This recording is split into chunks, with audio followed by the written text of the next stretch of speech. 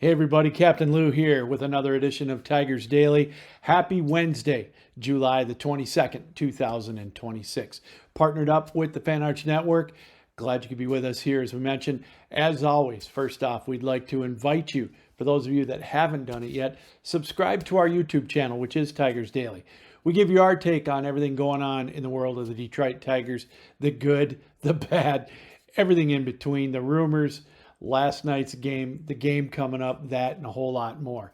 So we invite you to subscribe to our YouTube channel, Tigers Daily. And we're going to be on just about every day. For those that have subscribed, again, I say thank you very much. The comments are so much fun. We're going to go over some of them, kind of a new twist here towards the end. We'll do it at least once a week or so. We'd love to maybe answer some viewer questions, and that's what we're going to do. For those of you that have commented, the dialogue's been great. The reaction's been so much fun. And even on games like last night, it's still what it's all about. Enjoying the game that we call baseball and following our Detroit Tigers. All right. Yeah. All you can say is, ugh. I mean, there's so many adjectives. We'll keep it clean. I remember an old coach of mine, or a coach that when I was at Central Michigan University, I took a coaching basketball class, and Charlie Coles was the head coach.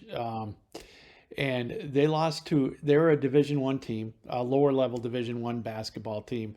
And they lost to a Division III team, Tri-State, I believe it was. And I had coaching basketball. He taught it as a class. And when I went in the very next day, I thought for sure he was going to no-show. And he showed up and he said, "You got to take the good with the bad. You're a phony if you only talk about the good stuff." Well, there really wasn't anything good to talk about last night, but we're going to talk about it. The only good thing that came out of it was Jake Rogers looked like a closer with a couple of strikeouts in the eighth inning. In the broadcast, it was brought up, when was the last time you had two pitchers hit back-to-back in a lineup in a ball game? Zach McKinstry and Jake Rogers. That's how bad it got. Detroit's bullpen took a beating the last couple of days. Now, again, they hung on to win on Monday night against the Cubs in a wild one. That was a fun one. This one was ugly. As my high school football coach used to say, and I think he borrowed this from somebody else, you burn the tape, throw it in the ground, throw it against the wall, destroy it. Just don't even think about it. But we got to talk about it anyways. Framber Valdez didn't get out of the first inning. Two-thirds of an inning. What was it? 3 or 4 walks, 5 runs. It was just ugly. Ty Madden, who we'll talk about in a moment, just called up from Toledo. He came in and he looked good in relief. I didn't think we'd see him maybe in long relief if it was a good game. But maybe we put the jinx on Valdez on Monday when we said we needed an A-plus outing out of him. I knew Holton wasn't going to be available. Kenley Jansen probably wasn't going to be available. Summers, Anderson, a lot of them weren't going to be available because they pitched the last couple of games. So this had all the makings of a disaster if Valdez couldn't get out of the inning or couldn't give us 6 strong innings. Well, he couldn't even get us 6 strong outs. He couldn't even get us 3 outs. He got us 2 outs. He got pulled.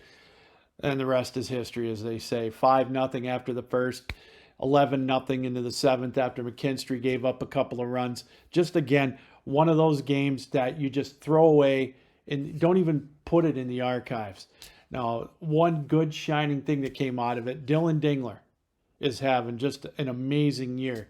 My buddy Doug Clark says sign him to an extension right now. Yeah, they may have to do that. But he got the 2-run homer in the ninth to make it 11-2. Detroit put a few batters on. I was hoping maybe they could chase that the last pitcher for the Cubs. His name escapes me right at the moment, and get another reliever in just to maybe waste an arm going into tonight's game, the rubber match of the 3-game set. But that's about the only good thing out of it. Kevin McConaughey got another hit, so he's having a banner year. We talked about, or I was thinking about rather, talking about the up-and-coming Tigers, the Tigers, improving. We'll save that for another broadcast because it's just, this one just kind of took the starch out of that. So these are one of the good games. You take the good with the bad. It's a 162-game schedule. I'm not going to wave the pom-poms. I'm not going to do that. I'm not going to give you a lot of hot takes. We're actually going to kind of take a break today from the trade talk a little bit. We might go over it in viewer comments, but I'm not going to make any trade scenarios today. I know there's a lot of them brewing out there. We'll get back to that with tomorrow's show, but thought we would take a break with that. But this was an ugly game from the word go. It was one of those that you could turn off in the first inning and you knew it wasn't going to be good for the Tigers, and it wasn't. 11-2, the final score, and it wasn't even that close. I think obviously the Cubs took their foot off the gas pedal, especially in the eighth inning. I think Jake Rogers probably could have had a couple of earned runs against them if they would have been aggressive on the base paths, that being the Chicago Cubs. But I think they let up. We saw everything. Eephus pitches, however, whatever you want to call them. Yeah, just one of those ugly games. And so it's going to be game 3 tonight of the 3-game series. It's going to be Keider Montero against Connor Ray. It's going to be on primetime ESPN. We talked about it at the beginning of the road trip. 4-2 would be what the Tigers should do on this road trip. They still have an opportunity to do it. Both teams have to show up. It could be the Tigers team that really snatched victory out of the jaws of defeat on Monday night. How many of you, and I said this yesterday, how many of you really thought when it was 3-0, Kenley Jansen on the mound, how many of you thought that he was going to strike out Bregman in that one? I want the honest to God's truth. How many of you thought that? And I got to give credit to Ricky Kalinsky, who watches us often. And I appreciate this, Ricky. I got to borrow this from him. That game on Monday night gave him chills. All he could think of, made his heart race. All he could think of was Todd Gas Can Jones. Remember him from when the Tigers went to the World Series? Yeah, or in that era back 20 years ago. So, yeah, I mean, that's kind of what it reminded me. So they got to win. So we'll take that. So I'm trying to be optimistic about it. I'm not, it's an ugly game and it should raise some eyebrows. But, it's just one game. I'm trying to look at the positive. What an ugly game yesterday, 11-2, the final score. Well, and it was announced before the game started yesterday afternoon. Jack Flaherty, some type of inflammation. He's going on the 15-day IL. Not good news at all for the Tigers. The pitching has been what has been carrying this Tiger team to any opportunity to get back into contention for a wild card spot, let alone the division. I mean, it's kind of scary right now what if they even have an opportunity to get back into this. I mean, it is ugly right now for the Tigers. And again, it doesn't look good as we'll take a quick look at the standings. Detroit, even though they lost, they're still 6.5 games out of first place in the American League Central because the White Sox did lose. But the wild card standings aren't much better. Now they've dropped their 5 games out. Boston and Baltimore got rained out yesterday. They're going to do a twin bill today. So if Detroit can win today, I'm going back to that again. 4-2 on the road trip. They're going to need it. But not good news yesterday at all, getting back to the injury report. Ty Madden called up from Toledo. It looks like he'll probably take Flaherty's spot in the rotation, which would be Sunday in the series finale of the 4-game set in Detroit against the Kansas City Royals. So Madden came in today. Now, he pitched earlier. He had 7 appearances for the Tigers earlier in May and June, so he's back up for the Tigers. Now, in Toledo, he pitched okay, but I go back to what we talked about over the weekend. He had 11 starts in Toledo, 42 innings pitched. Now, I don't want to go down that rabbit hole. We talked about it ad nauseum over the weekend. I don't understand why these pitchers at the AAA level or even the AA level can't average 6 innings. Quality starts used to be a no-brainer. Now that's almost a luxury. But Madden, it looks like, will be the starter on Sunday if the rotation holds. With Flaherty going on the DL or the IL, DL, whatever you want to call it, he's going to be on the shelf for 15 days. Now, in other news on the injury front, Casey Mize is going to make his start on Friday. That's good news. It looks like his groin tightness or stiffness is going to be okay. The hand is okay, taking that line shot off the non-throwing hand just below the glove. Good news there. Kerry Carpenter was held out of the lineup yesterday after he came up limping. He's got a sore or bruised heel. You could see him coming out of the gates there in that 10th inning on Monday night. Was not looking good. So hopefully it's just a temporary thing for Carpenter. I know he's not hitting very well. He's in a monster slump. Oh, for the last 25. Maybe a day off or two it can't hurt, right? I mean, we got to get him going if Detroit wants to have any hope. And some good news, we talked about it. Javi Baez yesterday had his rehab start in Lakeland, live action, first at bat, drilled a blistering ground ball through the middle for a base hit right up the box into center field. So that's good news. I know he's projected still for probably the first week of August, but it's good to see him get going. We could sure use his bat. And as always, we could use bullpen help for the Tigers. So again, we'll talk more about the trade deadline coming up here in the days ahead. Okay. So again, looking back on yesterday's game, was that an aberration? Or are we in trouble? We being the Tigers. I mean, it's Monday night, the bullpen was taxed. They barely hung on. Detroit couldn't use some of their arms. They were out of arms in that 11-0 deficit they had last night. Zach McKinstry and Jake Rogers. Obviously, we can't have that. You know, the Tigers' bats went silent. They only had 4 hits on the night. Now, I know in your psyche, when you're down early, you're down 8-0, 9-0. Human nature says, well, you know, we're going to look forward to tomorrow. You're not supposed to do that, obviously. But I'm worried. I am worried. I'm going to be honest with you. You know, as much as I'd love Detroit to be in it, and obviously they still are. They're only 5 games out. But you look at a team that's red hot now in Boston. You've got New York and Tampa. They're still up there. You know, Cleveland and Chicago, I don't trust them. One of them's going to win our division, and the other one may get a wild card spot. Who knows? But are we just fooling ourselves?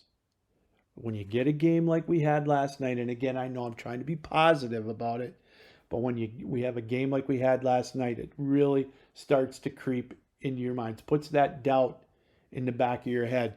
Maybe this was all just a mirage, this little streak that we had in June. Detroit's still getting really good pitching. They're getting very good pitching. But I look at a lineup that they trot out on the offensive side. I mean, I know you've got McConaughey, and I know you got Riley Green. Dylan Dingler's having a monster year, if you think about it. A great year. He's on pace for 35 home runs. But then when you've got to rely on Zach McKinstry, who's batting 190, you know, Spencer Torkelson, who, crazy as it sounds, with runners in scoring position, he's hitting 309. I mean, he's doing great, but obviously last night they did not have anybody in scoring position for him. He was 0 for 4. So, I mean, you tell me. Yeah, you'd be a fool not to be worried. I mean, yes, there's still hope. I get it. But last night scared me because it really, really exposed a bunch of weaknesses for Detroit. You know, the sticks haven't been there really, if you think about it, consistently all year. So if you're at the trade deadline, you go for that, or do you go for a bat? I don't know. And the crazy thing, though, in the world of baseball, they come back tonight and they can win, take 2 out of 3 from the Cubs, and we won't be talking about the aberration. So, again, this has just been the way the season's gone for the Tigers. Just when you think they're doing good, they have a stinker like they did last night. And just when you think they're down in the dumps, they win 7 out of 8 or 8 out of 10 or whatever. And they're looking like a team that can contend. So that's what we've got with the Tigers right now in this 2026 season. So would love to close tonight. Something that we like to do from time to time. We'll talk about, we try to look back at some of the viewer comments. And the first thing that I want to talk about is, everybody, it's obvious with the deadline coming, that being the trade deadline, 12 days from now, August 3rd, it's upon us, right? The majority of you that have chimed in have said Skubal's got to be traded. You know, they've got to get something while the iron is hot. and I totally get it. I agree 100% on that. I would love to have Tarek Skubal for the next 8 years, but we know that's not going to happen. Scott Boras with his agent, they're not going to sign an extension. Whoever's going to look to trade for him, I think, if they think he's going to sign an extension this year, you're nuts, especially with the looming CBA. We don't know what the structure is going to be for Major League Baseball, cap, soft cap, whatever. But I think the majority of you, I could go through a list of you that have said, get rid of Skubal. Now, a couple of names we talked about, I know it was brought up and I was fooled by this. You read so much in Major League Baseball, in the social media outlets, all the networks. It was funny. We talked about over the weekend or Friday, I think it may have been, about potentially going after Bo Bichette. I heard it on local radio in the Detroit area, and I thought, well, he could be a bat. Well, then it was rumored he was going back to the Jays. Well, he's not there yet, so I don't know if Detroit should go after him. And a couple of you, Richard Leclerc and Jeffrey Smith, both said no. I mean, Jeffrey Smith, I love his comment. I wouldn't mind Bichette for a bag of donuts, but wouldn't give up anything of significance for him. You know what? You're probably right. And Richard Leclerc said, he would like to go after a guy like Jo Adell. We talked about that last week. I think he'd be a wonderful fit for Detroit. What do we got to give up for him? We're going to have to give up something of significance. I would. Oh, wow. We'll talk about it in the coming days. Maybe, give up a Max Anderson or a Max Clark. It's going to have to be something really good in return. And, Jeffrey Maggard, it's 36.94. He said he would like to have Luis Arias from San Francisco. He's hitting 325. He's amongst the leaders in hitting in Major League Baseball. And we've talked about it. Harris came from San Francisco. I'm not sure what he has for a relationship with the Giants, if they would be a trade partner or not. But then you go again, and then the other kind of there's been off and on with a lot of the comments. There's been over 100 comments. Is what about Casey Mize? It's about 65-35 to keep him, and it's amazing because I read today, going off of that, and then going off of what I read on ESPN. And another outlet, I think it was CBS Sports, whatever. They say he is like in the top 10 of players they think is going to be traded at the deadline. Mize is 29. He's got injury issues. When he's on, he's on. But how more reliable is he going to be? And the caveat again, he's going to command some bucks. He's going to command the bag. He's going to command 9 figures, in 2027 or whenever the collective bargaining agreement is upon us. So those are things to keep in mind. But those are great comments. I appreciate you guys for talking about, bringing all that up. And something that I want to kind of bring up and start doing, what I'd love to hear from everybody. Would love to hear your comments on this. And I read some of these and I love it. Benjamin Brewer, 7614. He's been watching and, and I know I'm probably going to miss a couple, and I'd love to hear again. When did you start becoming a Tigers fan? When did you start listening or watching it? And Benjamin Brewer, 7614, he said he's followed the Tigers since Kaline's first season. And if I'm not mistaken, that was 1955 when he won the batting crown Rookie of the Year. Now, I can remember Al Kaline towards the end of his career when he played for the Tigers, and this was in the early 70s. I can remember watching him. His number was my first jersey number in Little League, number 6. So, yeah, I can remember him. I played hooky in 1972 watching the American League Championship Series at my aunt's house, watching that 5-game series against the Oakland Athletics, and still bummed to this day, and still in amazement, Burnt Campaneris throwing that bat at Laren LeGros. So he's watched him. He is like Benjamin said, many ups but more downs. He's lived out of Michigan for over 50 years, but he never misses a game. First with WJR, the strong signal. Oh yeah, they were, the flagship station, the blowtorch, if you will. Then at Armed Forces Radio. Cool story. Check it out in the comments. That was from 3 days ago. And Jeffrey Smith, 7210. He's been a Tigers fan for 59 years. living in northern New York. And I'm with him, missing the nights listening to the Tigers in bed with the transistor radio. It's funny, as my parents in the summertime, I started watching the Tigers in 1971. So that's what, 55 years ago? My parents would let me stay up in the summer until the Tiger games were over. And I used to look at the schedule and couldn't wait till they made those West Coast trips. And I would try my hardest to stay awake until 1 o'clock in the morning, because they always started at 10:30 at least out west, if not later. Back when the Tigers opening pitch was 8 o'clock Eastern time, sometimes they didn't start till 11 o'clock, and I used to love it. So yeah, he's been a Tigers fan for 59 years. What say you? Drop a comment. Tell me when you first started watching the Tigers, when you first became passionate about the Tigers. Did you listen to them first? Did you watch them? I grew up in the Upper Peninsula. We didn't get the Tigers every day on TV. We were lucky to get them once a year on national TV in the mid-'70s because they were so bad. The only time we could really watch them was we got the Wisconsin stations, so we were watching them when they played in Milwaukee at Tiger Stadium. Milwaukee stations would show it, or the Green Bay stations rather. So those are some of the comments. Again, I just want to thank everybody for all the comments and all the participation that we've had here on Tigers Daily. This is episode, I believe, number 21 or 22. I've lost track already. That's how much fun we've been having. And the people that have subscribed, I say thank you very much. And yes, I will work on the pronunciations. How you Lee, and of course Tarek Skubal. And I'll take the comments, good and bad. That's what it's all about. It's not all biscuits and gravy, right? Just like last night. That game definitely was not biscuits and gravy. It was something, I just don't know what. But anyways, all right, again, tonight, the rubber game.